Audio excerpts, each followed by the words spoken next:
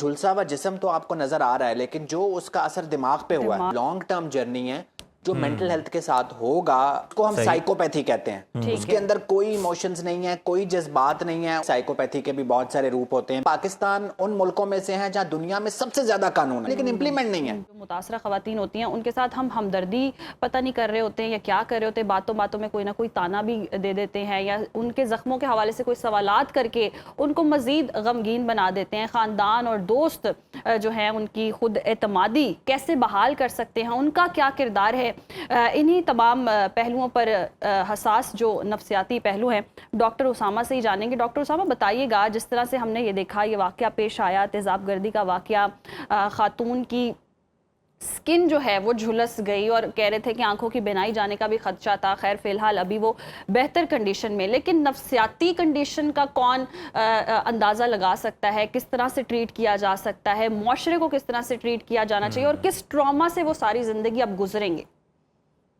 Ji thank you so much. सबसे पहले तो याद रखें कि जो प्रेपरेटर है उसको हम बिल्कुल नहीं कहेंगे कि वो ज़हनी मरीज़ है। जी, उसका ये रवैया है जिसकी वो जिम्मेदारी कबूल करेगा और एक सोशल मॉडल देंगे, मेडिकल मॉडल नहीं देंगे।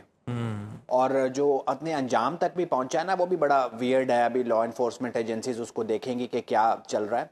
हम वापस आते हैं विक्टिम पे। अब आप देखें, किसी की बाउंड्री ब्रीच हुई है, आपने उस पर यूं तेजाब फेंका और एक सेकंड के अंदर अंदर उसकी स्किन, उसका जिस्म झुलस गया। अब वो झुलसा हुआ जिस्म तो आपको नजर आ रहा है, लेकिन जो उसका असर दिमाग पे हुआ है, जो दिमाग सारी जिंदगी रोएगा, उससे प्रॉब्लम, टेंशन लिंक कर लेगा, वो हमें नहीं पता। अब आप ये डॉक्टर साहबा हैं, बैठी हुई हैं, ये इस तरह की और डॉक्टर्स उनका इलाज करेंगी, मल्टीपल सर्जरीज होंगी, उनकी स्किन शायद पहले से भी बेहतर हो जाए, लेकिन जो एक जात का वकार चला गया, एक आइडेंटिटी का लॉस हो गया, वो शायद सारी उम्र अपना चेहरा, अपना हिस्सा टटोलती रहेगी कि वो पुराना कहाँ गया। सो ये एक दिन की बात नहीं है, 2 दिन की बात नहीं है, ये बड़ा लॉन्ग टर्म जर्नी है जो मेंटल हेल्थ के साथ होगा डॉक्टर मानूर का और इस जैसी और बहुत सारी खवातीन का।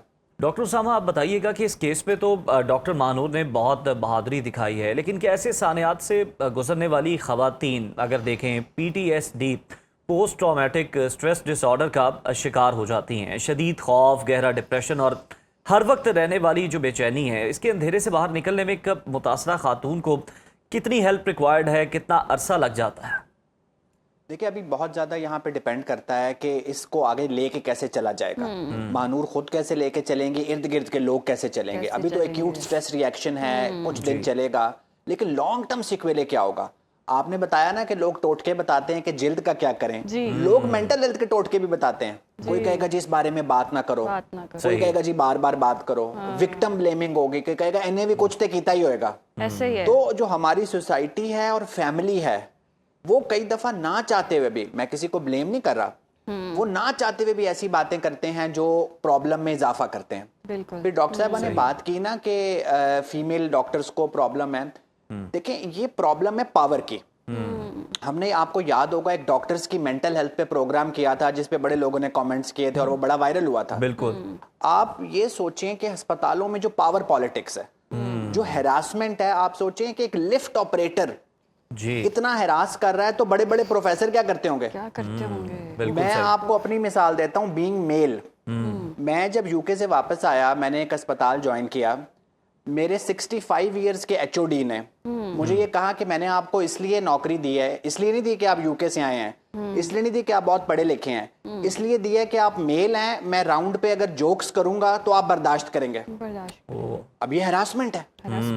एक मेल डॉक्टर होते हुए, इतना क्वालिफाइड होते हुए, कंसल्टेंट होते हुए मुझे हरास किया जा रहा है। तो फिर खवातीन का क्या होगा और बड़े बड़े प्रोफेसर क्या करते होंगे जब एक लिफ्ट ऑपरेटर तेजाब फेंक रहा है। सो मेडिकल वाली जगहों पे, अस्पतालों में ये कल्चर अनफॉर्चुनेटली बहुत ज्यादा हो रहा है। बहुत ज्यादा हो रहा है। बिल्कुल बिल्कुल डॉक्टर उसामा, आपने दुरुस्त फरमाया। अच्छा, विक्टिम की तो हम ऑब्वियसली बात कर रहे हैं और अंदाज़ा लगाना मुश्किल है जिस तरह से वो इस तेजाब गर्दी का शिकार हुई हैं। जो शख्स ये करता है, ये किस नहज पर पहुंच जाता है, क्या मेंटल डिसऑर्डर है कि रिजेक्शन तक इनको एक्सेप्ट नहीं है, और मैन ईगो इतनी हर्ट हो जाती है। वो आजकल हम सोशल मीडिया पर भी बहुत देख रहे हैं कि ख़वातीन को टारगेट ये किया जाता है कि ये तो इमोशनल हैं, लॉजिकल बिल्कुल नहीं है। तो ये कौन से आदमी हैं जो इतने लॉजिकल बनते हैं, अपनी तरफ से बहादुर बनते हैं, लेकिन इस तरह की फिर हरकतें भी करते हैं जो कि आदमी होने के ज़ुमरे में तो नहीं आती हैं।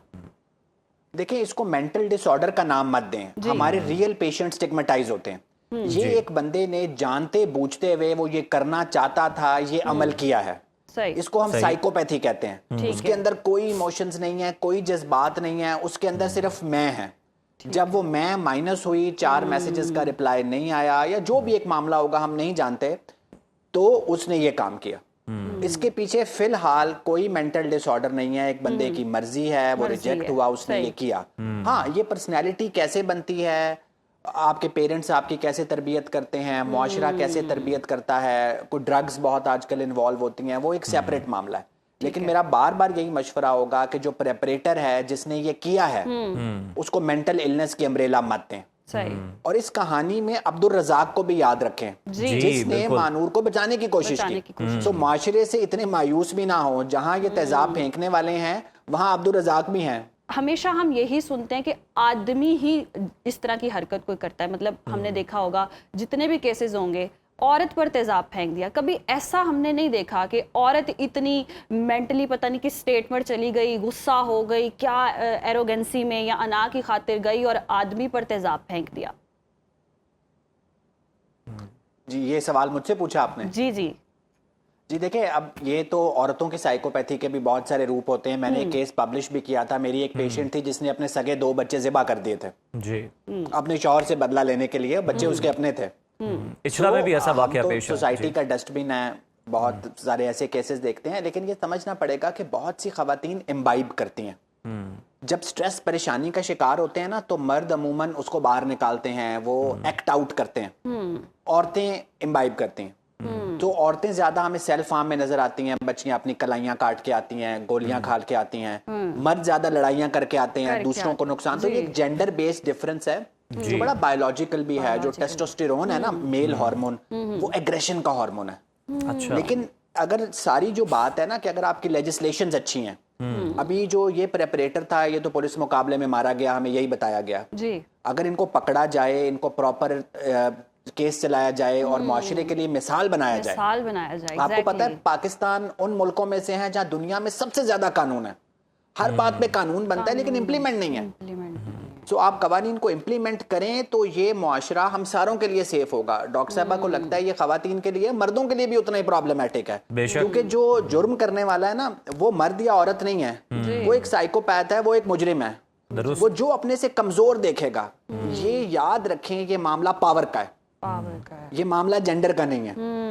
सो जिसके पास पावर होगी वो नीचे वाले को नुकसान पहुंचाने की कोशिश करेगा। वो एक्सपेक्ट करेगा कि वो उसके आगे लेट ही जाएगा। नहीं लेटेगा तो फिर तेजाब आएगा, और अगर कानून नहीं होंगे तो बार बार आएगा। बिल्कुल डॉक्टर साहब, ये आपकी बात बिल्कुल दुरुस्त है कि किसी भी जुर्म को हम टैग नहीं दे सकते कि भाई ये जेंडर का टैग दे दिया और किसी ना किसी तरह ये कह दिया कि जस्टिफाई हो गया जी, आदमी था तो ये कर दिया, या औरत थी तो ये कर दिया, या नफ्सियात थी तो ये कर दिया।